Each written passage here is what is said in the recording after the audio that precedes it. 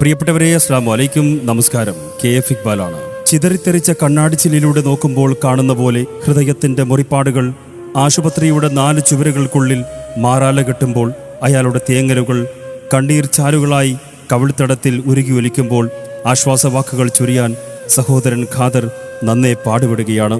കാസർഗോഡ് ജില്ലയിലെ മഞ്ചേശ്വരം താലൂക്കിൽ ആരിക്കാടി ഓൾഡ് റോഡിൽ പരേതനായ മൂസ ആയിഷ ദമ്പതികളുടെ മകൻ അവിവാഹിതനായ 34 വയസ്സുള്ള മുഹമ്മദ് അഷ്റഫാണ് മംഗലാപുരം ഫസ്റ്റ് നീറു ആശുപത്രിയിൽ തലയിൽ സ്ട്രോക്ക് ബാധിച്ച് വെന്റിലേറ്റർ മുറിയിൽ കൃത്രിമ ശ്വാസത്തിന്റെ സഹായത്തോടെ പാതിയടഞ്ഞ മിഴികളിൽ സ്വന്തം ജീവനു വേണ്ടി മാലോകരോട് യാചിക്കുന്നത്.